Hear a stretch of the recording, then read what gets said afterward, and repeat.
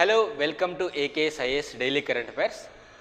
రీసెంట్గా prime minister Narendra Modi గారికి Italy నుంచి ఒక ఆహ్వానం రావడం జరిగింది, ఒక ఇన్విటేషన్ రావడం జరిగింది. ఏంటి?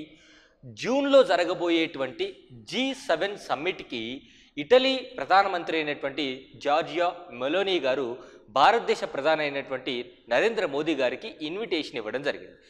యాక్చువల్గా భారతదేశం తరపు నుంచి ఎక్స్టర్నల్ అఫైర్స్ మినిస్ట్రీ ఇచ్చినటువంటి స్టేట్మెంట్ ఏంటంటే, ఇన్విటేషన్ వచ్చింది కానీ మేము వెళ్ళి పార్టిసిపేట్ చేయాలా లేదని చెప్పేసి ఇంకా ఆలోచిస్తున్నాము, ఇంకా ఇన్ఫర్మేషన్ అంటే వాళ్ళకి ఇంకా రిప్లై ఇవ్వలేదు అని చెప్పడం జరిగింది. మేబీ జనరల్ ఎలక్షన్స్ కారణం వల్ల అంత త్వరగా రిప్లై ఇవ్వకపోవచ్చు, కానీ యాజ్ ఆఫ్ మై నాలెడ్జ్ డెఫినెట్గా భారతదేశ ప్రధాని ఎవరైతే ఉంటారో జూన్ టైం పీరియడ్లో ఖచ్చితంగా G7 సమ్మిట్కి వెళ్ళేటువంటి అవకాశం ఉంది.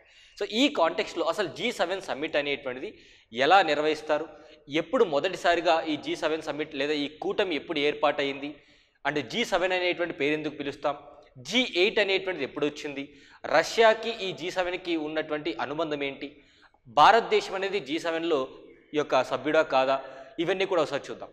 సో ఇక్కడ మీరు పిక్చర్ చూస్తే ఇది గతంలో తీసుకున్నటువంటి picture. And Modi thanks Italian prime minister for the invitation to G7 meeting in June. So జూన్లో జరగబోయేటువంటి G7 మీటింగ్కి ఏదైతే ఇన్విటేషన్ వచ్చిందో భారతదేశ ప్రధాని కూడా దానికి థ్యాంక్స్ఫుల్ గెస్చర్ ఇవ్వడం జరిగింది. సో కాకపోతే మనకి మోస్ట్ ఇంపార్టెంట్ పాయింట్ ఏంటంటే, సాధారణంగా ఈ G7 సమ్మిట్ అనేటువంటిది ఎవ్రీ ఇయర్ జరుగుతూ ఉంటుంది. అండ్ ప్రతి సంవత్సరము కూడా ఈ 7 దేశాల కూటమిలో ఒకరు ప్రెసిడెన్సీగా వ్యవహరిస్తారు. ఇనే రొటేషన్ ఫామ్ అనమాట.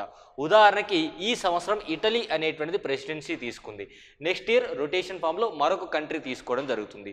సాధారణంగా మీరు ఎట్లా గమనిస్తారు అంటే, జనవరి 1వ తారీఖు నుంచి జనవరి 1, 2024 నుంచి డిసెంబర్ 31, 2024 వరకు ఇటలీకి ఈ యొక్క ప్రెసిడెన్సీషిప్ అనేటువంటిది ఉంటుందన్నమాట. ఈ యొక్క ప్రెసిడెన్సీషిప్ అనేటువంటిది ఉంటుంది అంటే కరెక్ట్గా 1 ఇయర్ వరకు. అందుకే ఇక్కడ మీరు పిక్చర్ చూడొచ్చు, G7 ఇటలీలో జరుగుతున్నటువంటి ఈ యొక్క సమ్మిట్ అనమాట ఈ సంవత్సరం. అంటే ఎప్పుడు జరగబోతుంది ఈ సమ్మిట్నే అపూలియా సమ్మిట్ అని కూడా అంటాం. ఎందుకంటే అపూలియాలో ఈ సమ్మిట్ అనేటువంటిది జరుగుతుంది. ఈ అపూలియా అనేటువంటిది ఎక్కడ ఉంది అంటే ఇటలీలో ఉంది.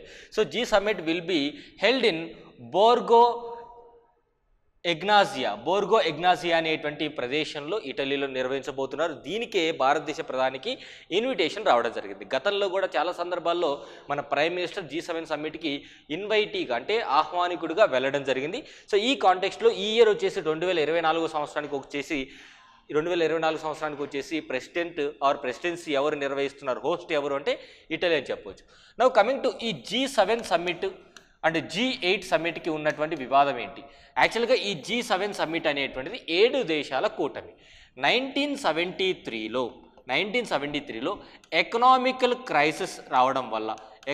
క్రైసిస్ రావడం వల్ల ఆనాటి 6 దేశాలు, ఆనాటి 6 కంట్రీస్ అనేటువంటివి కూటమిగా ఏర్పడ్డాయి.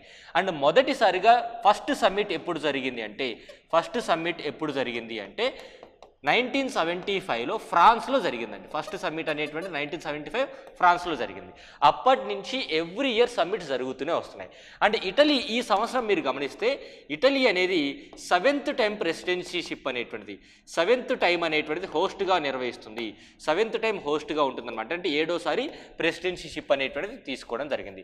ఇది కూడా గుర్తుపెట్టుకోండి. తర్వాత ఎన్ని దేశాలు సభ్యులుగా ఉన్నాయి అంటే USA, UK, ఇటలీ,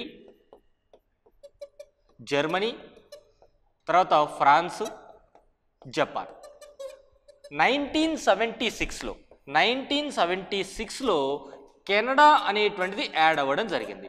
సో అప్పటి నుంచి కూడా ఈ అన్ని దేశాలన్నింటినీ మనము G7గా పేరు పిలిచడం జరుగుతుందన్నమాట. కాకపోతే G8 అనేటువంటి పేరు ఎట్లా వచ్చిందంటే 1997లో రష్యా అనేటువంటిది కూడా ఈ G7లో యాడ్ అయ్యి G8గా పేరొందింది. కాకపోతే 2014 సంవత్సరంలో రష్యా అనేటువంటిది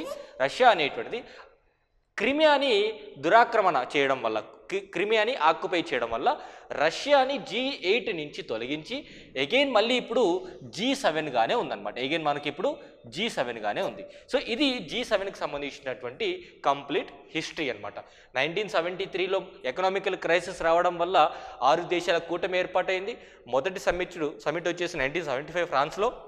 ఆ తర్వాత నుంచి ఎవ్రీ ఇయర్ రొటేషన్ పద్ధతిలో ప్రతి సంవత్సరం కూడా జనవరి 1వ తారీఖు నుంచి డిసెంబర్ 31 వరకు ఆ సంవత్సరం మొత్తం మీద కూడా ఒక దేశం ఈ యొక్క క్రొనాలజీ పద్ధతిలో ఆర్ ఐ కెన్ సే ఈ యొక్క సైక్లిక్ ప్రాసెస్లో వాళ్ళు సీరియల్ నెంబర్గా వస్తూ ఉంటారు ప్రెసిడెన్సీషిప్ అనేటువంటి.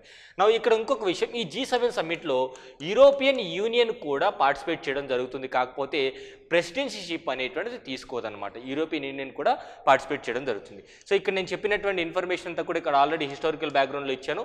సో ఈ గ్రూప్ అనేటువంటి 1973 ఎకనామికల్ అండ్ ఫైనాన్షియల్ కోఆపరేషన్ కోసం ఏర్పాటు అవ్వడం జరిగింది. మొదటి సమ్మిట్ వచ్చేసి ఫ్రాన్స్లో 1975లో ఏర్పాటైంది. అందరూ heads of the states meet అవ్వడం జరిగింది. సో ఎవరెవరున్నారు ఆ టైంకి సభ్యులు? ఫ్రాన్సు, USA, అదేవిధంగా UK, జర్మనీ, జపాన్, ఇటలీ. 1976లో కెనడా అనేటువంటిది కూడా జాయిన్ అయ్యి G7గా ఏర్పడింది. 1977 నుంచి యూరోపియన్ ఎకనామిక్ కమ్యూనిటీ అంటే యూరోపియన్ యూనియన్ కూడా జాయిన్ అవుతూ వచ్చింది. గ్రూప్లో మీటింగ్లో పార్టిసిపేట్ చేస్తూ ఉంటుంది, వర్కింగ్ గ్రూప్లో. కాకపోతే ప్రెసిడెన్సీషిప్ అనేటువంటిది తీసుకోలేదు. సో EU అంటే European union does not hold the rotating presidency of the G7. ఇది పాయింట్ గుర్తుపెట్టుకోవాలి, ఎందుకంటే స్టేట్మెంట్స్లో వచ్చేటువంటి పాయింట్స్ ఇవన్నీ కూడా.